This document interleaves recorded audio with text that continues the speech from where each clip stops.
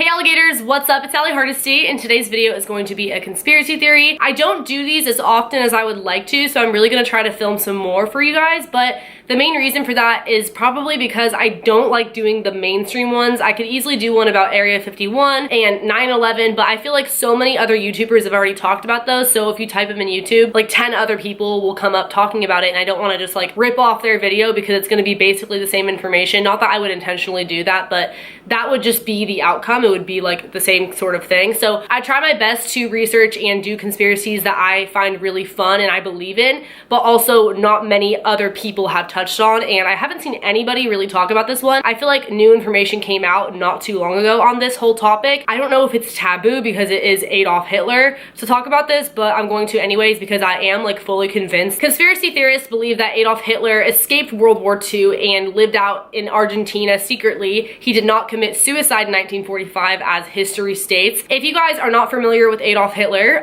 you should probably just click out of this video because he's really well known for being a mass murderer and the leader of the Nazis and all that stuff. He committed suicide with his wife Eva in 1945 in the bunker, and he put a bullet through his head. They carried out the bodies that same day. The Germans did, right? His people burned them.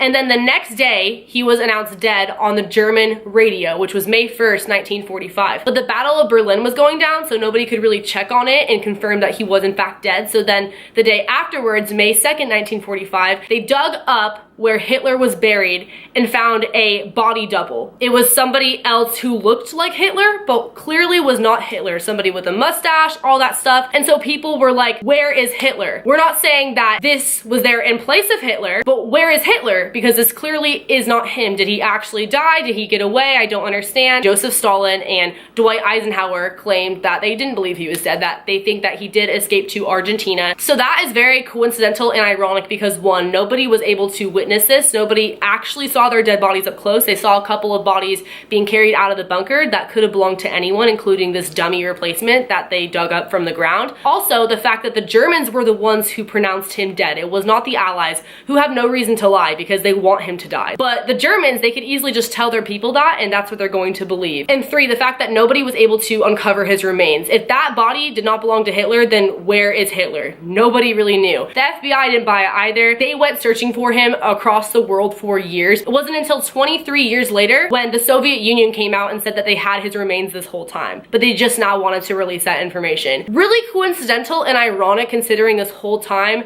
it's been said that nobody knew where his body was, nobody could prove or had hard evidence to show that he did in fact commit suicide. But all of a sudden, 23 years later, after people have been suspecting that he did get away, they want to come out with this new evidence, right? So what they had were a jawbone that supposedly, allegedly belonged to Adolf Hitler, and a skull, a fragment of a skull that had a bullet hole through it, just as described in his suicide where he shot a bullet through his head. So people were like, okay, this makes sense now, he really did commit suicide. Everyone no longer thought it was a conspiracy theory that he escaped. It wasn't until 2009 when an American did a DNA test on the skull, only to find that it belonged to a 40-year-old woman. So it was a fraud. It was a dummy. It did not belong to Hitler. That's just what they put out there so the media would shut up and people would think that he was dead and stop looking for him. So this raised a lot of questions. Everyone who at one point thought that he escaped and then thought that he died now thought that he escaped again because this just made it even more obvious that they were trying to cover this up. So this brings us back to the investigative report in 1945 when Adolf Hitler died with his wife Eva. The guy who wrote it was a professor in the study of medieval history, which makes no sense. He is in no way qualified to be writing this in the first place. But when somebody dies and there isn't actual proof like a body, you have to rely on witnesses. And so in the report, there were people who came out and said that they saw this, they saw the body, this and that, but that doesn't make any sense because nobody actually saw this happen. They could have heard a gunshot, which totally obviously happened because somebody died, but I believe that it was the impersonator of Hitler and his wife Eva. It was two other people that were not actually them that were shot and murdered in that bunker that day. But nobody actually saw this physically happen with their own two eyes, and when the bodies were carried out, nobody was at close enough distance to really be able to tell if it was Hitler and his wife or two other completely different people. And also the people who were interrogated by the Soviet investigators, mind you, not even the guy who wrote this report, later came out and retracted their statements as witnesses. So I think that they just lied lied and just said things because it doesn't make any sense. Nobody actually saw this happen. So his report of his death is completely invalid. It's misinformation. It's just not true. But they were able to cover this up somehow because, again, it's the Germans telling everybody this. So they're naturally going to believe their people, you know? Hitler's secretary, his name is Martin Bormann, knew everything about Hitler. He had his best interest. He was very, very close to Hitler, probably the closest person at the time. He had come up with this mastermind plan. Allegedly, World War II was just getting really, really bad, and he knew that he was going to have to eventually go into hiding. And the best case would be for everyone to think that he died so nobody would go out looking for him and trying to harm him. Like I mentioned already, conspiracy theorists believe that 2 dummy bodies were in fact murdered, while the real Adolf Hitler and his wife Eva were able to escape through the rat lines, which were underground tunnels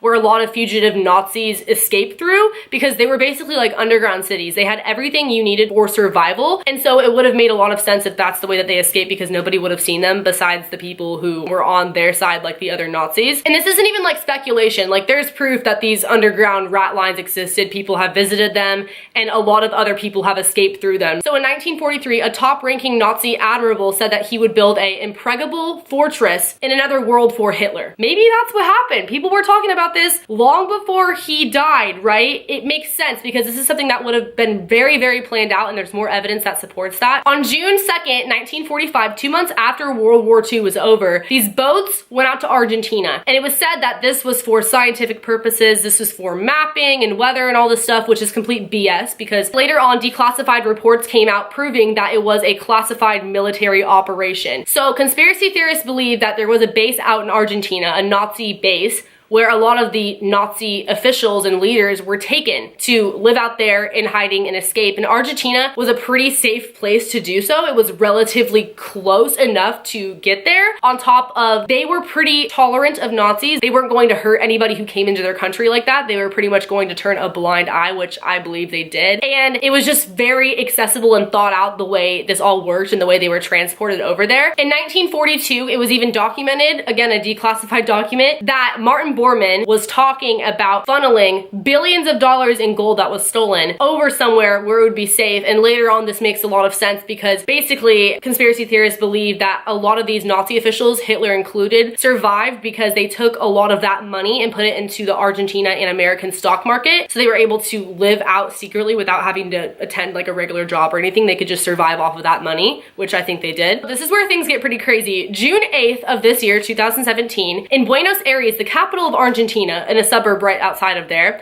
they found a secret room hidden behind a bookcase where there was a wall and then there was a door. And behind the door, there was the largest collection of Nazi artifacts ever to be found in history. Why would those just randomly be there? Probably because Hitler was living there or other Nazi officials, and they smuggled them over to Argentina. And they must have been doing this for a while, like I said, planning things, because there's no way they could have just smuggled those in a couple of suitcases through the rat lines and on the boats and things like that. There was even a photograph of Adolf Hitler himself, which is why a lot of people, conspiracy theorists, believe that he was the one actually residing there for years and years and years. I do believe at this point he would have passed away from old age, but I don't think that he committed suicide years and years ago like we've been told and we've been taught in history textbooks, because being the dictator that he was, I just don't think he would have given up that easily and taken his own life like a Romeo and Juliet thing. It makes a lot more sense that he would have thought this out and escaped when he had all these supporters and people backing him up. Nobody saw him actually die, and they can't find his remains to this day. And I've talked about conspiracy theories like this in the past on my channel, like the one about Elvis, where I believe that he died and escaped somewhere because he was seen at an airport and all that other stuff. I can link that down below if you want to check it out. I really do think this happens more commonly than people would think, because it honestly wouldn't be that hard. If there's no physical body, yeah, it's pretty freaking easy to just escape and then just say that somebody died. I feel like in this day and age, people want to see the body, but back then, no, people just took the Germans' word for it. And again, how ironic, how convenient that the Germans said he died. They're gonna say that because they just want everyone to believe that and they want to put him into hiding. So that being said, what do you guys think? Leave a comment below. Give this video a thumbs up if you liked it, if you want more conspiracy theories, because I can definitely do some more for you guys. Subscribe if you are new here. Turn on post notifications by hitting that bell button right next to the subscription box. I also have a Patreon if you guys want to check that out, where I have a private Snapchat, exclusive photo shoots, etc. That will be linked at the top of the description box. Follow my social medias. I will have them on the screen for you guys. I will see you guys in the next video. Later, alligators. Bye.